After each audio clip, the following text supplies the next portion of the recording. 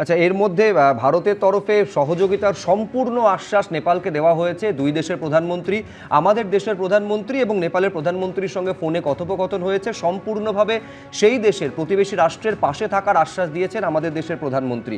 আমি এইখানে দ্রুত একবার পার্থদার কাছে আসতে চাইবো। পার্থপ্রতিম বিশ্বাস, ধরুন এর আগে যদি আমাদের দেশের কথা পার্থদা বলি, যে যতগুলো হড়পাবান লক্ষ্য করা গিয়েছে, সেটা আপনার 2021-এর যোশীমঠের বিপর্যয় হতে পারে, বা উত্তরাখণ্ডের কেদারনাথের বিপর্যয় হতে পারে, বা আমাদের এই রাজ্যে জলপাইগুড়ির মাল নদীতে যে হড়পাবানে যেখানে 8 জনের প্রাণ চলে গেছিল।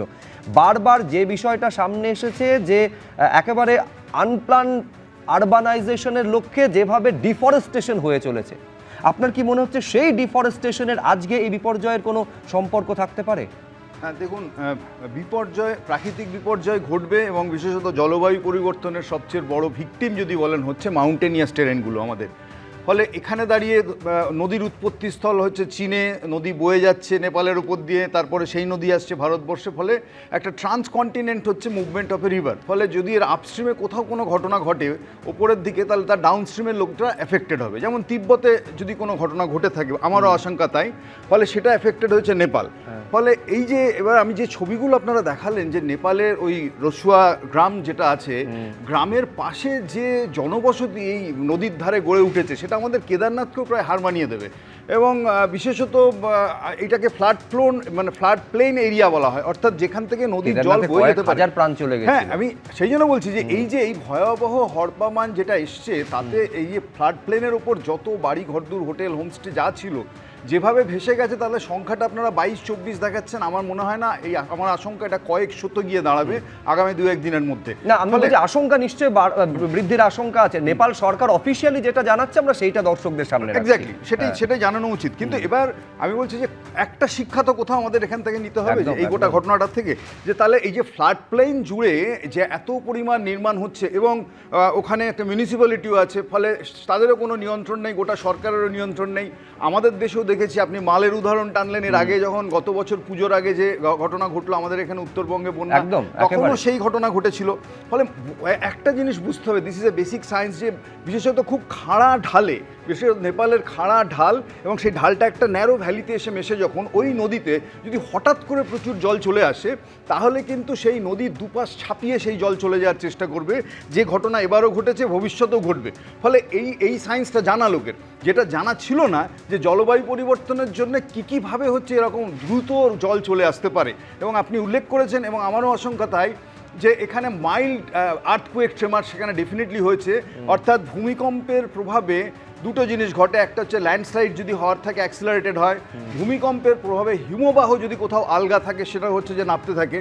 ফলে এই যে নেমে আসা হয় হিমবাহ বা ল্যান্ডস্লাইড, ভূমিধসের জিনিস, সেটা যদি ওই ন্যারো ভ্যালি নদীটার মধ্যে গিয়ে আটকে যায়, তাহলে হচ্ছে যে সেখানে একটা বন্যা পরিস্থিতি তৈরি হয়। তারপরে ওই বিস্তীর্ণ জলের চাপে যদি কোনো একটা সময় কোনো মুখ ফেটে যায়, তাহলে গল করে যে পরিমাণ জল বেরোবে, এবং তারপরে তার ডাউনস্ট্রিমে যে এরিয়াগুলোকে ভাসাবে, সেটাই কার্যত এখানে হয়েছে বলে আমার আশঙ্কা। এবং এখান থেকে আমি আবারও বলছি যে আমি একটা হাইডেল পাওয়ার স্টেশনও দেখছি, একদম অবিকল আমাদের দেশের ঘটনা, যে আজকের দুপুর সকালের দিকে বোধহয় তার টানেলের আরসিসি ঢালাই চলছিল। ফলে সেখানে খড়কুটোর মতো উড়ে গেল লোকজনগুলো, সেখানে যা যন্ত্রপাতি ছিল এই নিয়ে।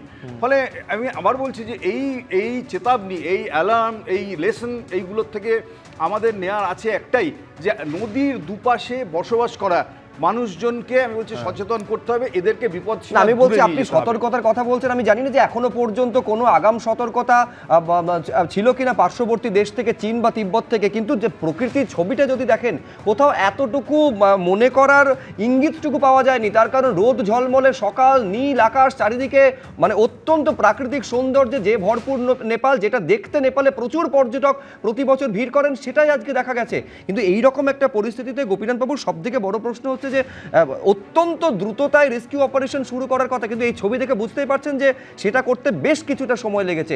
ফলে কতটা প্রতিকূলতার মধ্যে দিয়ে উদ্ধার কাজ এক্ষেত্রে শুরু করা হয়েছে বলে মনে হচ্ছে, এবং ঠিক কি প্রিকশন এসব ক্ষেত্রে নেওয়া উচিত? আসলে যতটা দ্রুততায় উদ্ধার কার্য শুরু করা উচিত, তার থেকে দ্রুততায় জলটা নেমে আসছে। বিকজ যেটা পার্থদা বললেন, যে মানে স্টিপার স্লোপ, আমাদের এটা যদি অ্যালুভিয়াল প্লেন হতো, তাহলে কিন্তু জলের স্পিডটা অত থাকতো না, এবং জলের মধ্যে এনার্জিও অত থাকতো না।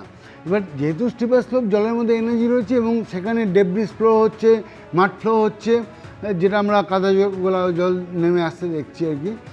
আর ভূমিকম্পটা একটা লজিক হতে পারে, আমি খবরে হিসাবে তখনও শুনি সকাল থেকে, কিন্তু মানে যাই হোক না কেন আলটিমেটলি তিব্বতের একটা বাঁধ ভেঙে গেছে। এবিপি আনন্দ, এগিয়ে থাকে, এগিয়ে রাখে।